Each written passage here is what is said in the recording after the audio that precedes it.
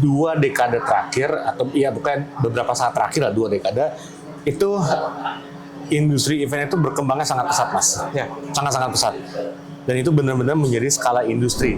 Pekerja di industri event, pekerja-pekerja itu relatif kebal. Kenapa? Karena ya benar kan ada teknologi, ada AI.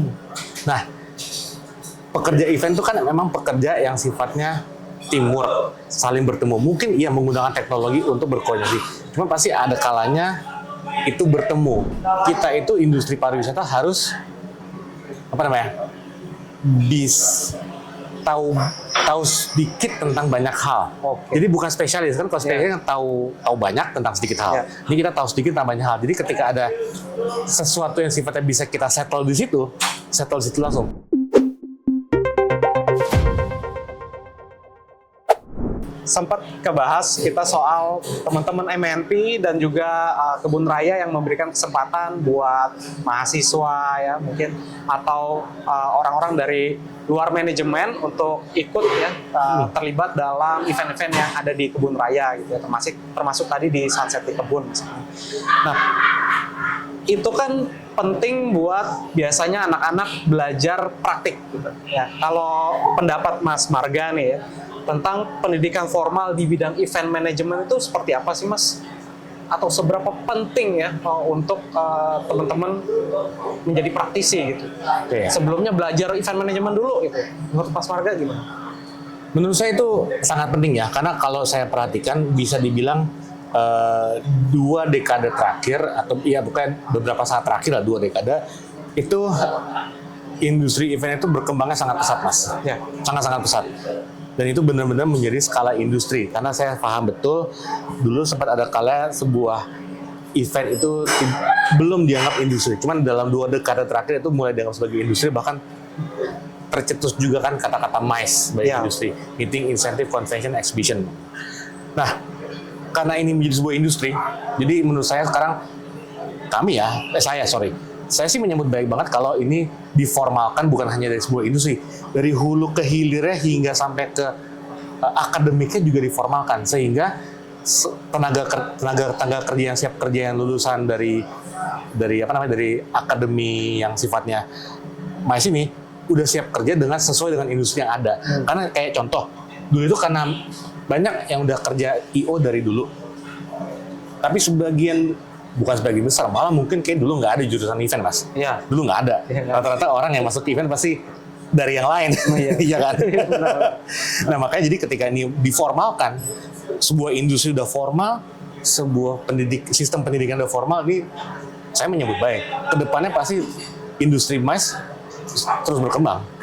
Seperti itu, Mas. Oke. Nah, kalau pendidikan formalnya kemudian sudah ada, mulai berkembang, bermitra dengan industri-industri.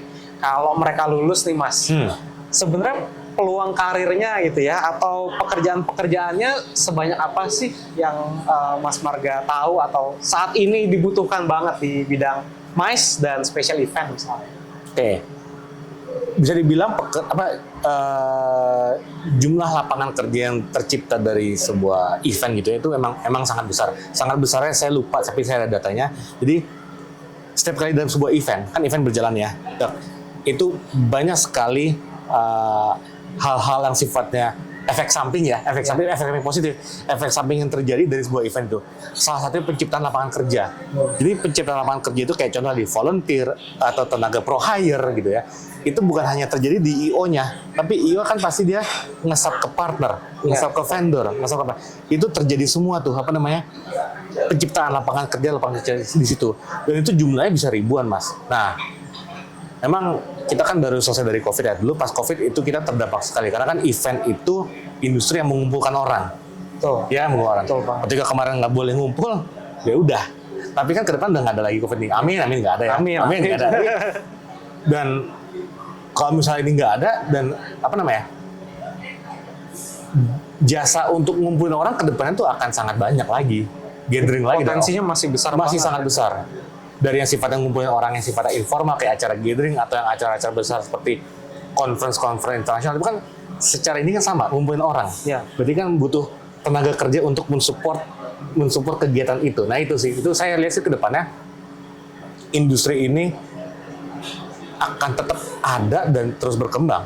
Dan dari banyak event yang berlangsung gitu ya, orang-orang yang membantu mengelola keberhasilan event kelihatannya nggak akan tergantikan oleh ya mesin-mesin AI gitu ya.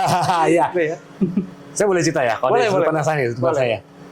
saya hampir yakin kalau pekerja di industri event, pekerja-pekerja itu relatif kebal. Kenapa? Karena ya benar kan ada teknologi, ada AI. Nah, pekerja event itu kan memang pekerja yang sifatnya teamwork, saling bertemu. Mungkin ia menggunakan teknologi untuk berkoordinasi. Cuma pasti ada kalanya itu bertemu. Kenapa?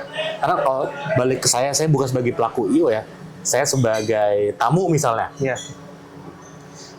Saya sih lebih nyaman kalau misalnya saya sebagai tamu di wisata ya. Wisata ketika IO tuh payungnya wisata ya, wisata. Saya sih lebih nyaman adanya human touch. Adanya personal touch dari seorang manusia. Dan hospitality Hospitality daripada cuma event. gitu. Saya lebih nyaman berinteraksi sama manusia untuk di wisata. Betul. Ya kan kita pasti ada hospitality siang Pak, ada bisa dibantu apa, tiba-tiba ada troubleshooting, ada sistem yang error, itu pasti bukan AI yang membuat, itu orang. Dan itu sebelum kalau misalnya ada sistem ya, kita bicara sistem, ini agak teknis nih. Sistem itu kan pasti bagian IT. Tapi sebelum nyampe ke IT pasti kan ada troubleshooting di lapangan, which is itu anak IO. Betul. Nah itu, jadi itu nggak tergantikan sih Mas. Dan nggak semua harus teknis ya troubleshooting itu ya. Karena non teknis justru harus orang. Iya, harus orang. Terus ketika, aduh gimana? Pasti kan ketika ketemu tamu gitu ya, ketemu pengunjung yang mulai komplain, ya itulah kita industri pariwisata. Pasti pertama dilakukan adalah senyum, minta maaf. Itu nggak ada di AI Mas. Itu nggak ada. Setuju. Oke, nah Mas, mungkin terkait ini ya, terkait keterampilan tadi ya, yang tidak tergantikan oleh robot. Sebenarnya Kebun Raya ID ini juga kan mengelola venue ya, venue manager ya, di mana sebagai manajemen ya operasional tentu dipegang oleh profesional ya, profesional venue manager lah katakan gitu. Sebenarnya keterampilan apa aja sih yang dibutuhin untuk menjadi profesional venue manager? Oke. Keterampilan yang dibutuhkan pertama pasti adalah keterampilan hospitality, keterampilan untuk menghadapi sesama manusia. Jadi kan ya kayak hotel lah, ini anggap kayak hotel. Venue itu emang sebenarnya kayak hotel, karena ketika kita menerima tamu datang, pasti kita mukanya kan, kita keterampilan hospitality itulah yang penting. Lalu ketika selesai keterampilan hospitality, bisa dibilang ilmu venue itu ilmu yang general, sangat umum. Yang penting hospitality, tapi yang dimaksud general adalah saya juga suka ngajar di IO gini. Kita itu industri pariwisata harus tahu sedikit tentang banyak hal. Jadi bukan spesialis kan, kalau spesialis kan tahu banyak tentang sedikit hal. Ini kita tahu sedikit tentang banyak hal. Jadi ketika ada sesuatu yang sifatnya bisa kita settle di situ langsung. Jadi kayak misalnya nggak bisa aja ada keterampilan mengenai keuangan sedikit, keterampilan mengenai IT sedikit, dan yang paling penting adalah keterampilan merencanakan. Karena kan kalau misalnya kita IO kan merencanakan, ya kan IO kan merencanakan. Lalu di sini kita sebagai venue, ini Mas tanya venue kan, venue kalau misalnya kita juga mengerti bisa merencanakan, jadi apa yang direncanakan oleh IO itu bisa klop sama yang kita siapin di sini. Karena venue manajemen kita menyediakan. IO butuh apa? Misalnya standar ya dari IO. Oh, kita untuk acara ini butuh listrik sekian. Nah, itu hal-hal gitu jangan sampai nggak ngerti. Itu hal, jadi tahu sedikit tentang banyak hal, bahkan sampai ke engineering, sampai ke tapi sedikit aja. Oh, tahu nih mesti kemana arahnya. Teknis operasional ya. Iya, teknis. Jadi hal-hal teknis juga sangat diperlukan. Dan satu lagi ini sangat umum, manajemen waktu. Karena di dunia event ya, kita venue ini kan dunia event. Musuh kita itu adalah bukan kompetitor, musuh kita adalah waktu. Lagi setup nggak kelar, ya besok kan, iya kan. Terus kalau misalnya karena musuh kita adalah waktu, misalnya nih ya, pengunjung hari ini, pengunjung bulan ini tidak mencapai target. Ya musuh kita adalah waktu, berarti harus dibayar di bulan depannya lagi. Gitu. Jadi kita harus pintar-pintar manajemen waktu. Seperti itu. Luar biasa ya. Jadi keterampilan utamanya tadi apa aja? Hospitality. Hospitality. Habis itu tahu sedikit tentang banyak hal, tahu semua general ya, kita Ya, general, teknikal gitu teknikal, sama manajemen waktu. Sama manajemen Manajemen waktu. Karena manajemen waktu itu kita dilihat apakah kita on time. Kita on time bukan hanya dalam kehadiran, apakah kita on time, apakah kita on time dalam hal perencanaan juga, gitu semuanya. Oke. Nah, Mas Marga ini mungkin boleh spill ya, range aja gitu ya. Gaji nih, karena kan biasanya ya orang-orang yang baru meniti pendidikan di bidang event, lalu mau meniti karir di bidang event, range gajinya itu ya ketika mereka terjun ke dunia profesional mungkin dari yang ya mungkin dari fresh graduate atau senior level, kira-kira berapa tuh Mas kalau boleh tahu? Kalau dari fresh graduate sih pastinya ya kita di atasnya UMP yang ada. Karena kan ketika dia lulus dengan mendapatkan gelar sebagai sarjana event atau sarjana terapan gitu ya, itu kan berarti dia sudah skill worker. Kalau ada skill itu pasti dihargai lebih dari sekedar UMK yang berlaku di situ. Nah, itu kalau berlaku secara bulanan. Tapi sebenarnya kan ada juga opportunity lain kalau misalnya masih belum lulus gitu ya. Itu ada freelance harian, daily crew sebutnya. Daily crew juga banyak.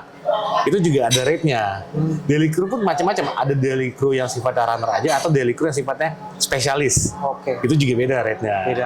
Jadi kalau misalnya langsung kerja sebagai terikat bulanan, itu bisa hampir dijaminkan pasti di atasnya UMK ya. Fresh graduate yang udah skill sebagai sarjana terapan. Tapi kalau udah masuk ke level manajerial, ya bisa dibilang sih manajerial di bidang IO itu emang di range 10 ke atas. Belasan 2 digit lah ya. 2 digit. Jadi sebenarnya kalau secara pendapatan dunia IO tuh nggak kalah bersaing pendapatan dibanding industri formal lain yang udah lebih dulu. Kan banyak kan industri formal yang mungkin lihatnya itu pasti besar. Kadang setelah tahu dalamnya nggak sebesar itu, dan industri IO nggak kalah besarannya. Tapi mungkin yang menarik ya Mas, jenjang karirnya. Iya. Jenjang karirnya banyak gitu ya yang bisa dijadikan batu loncatan gitu.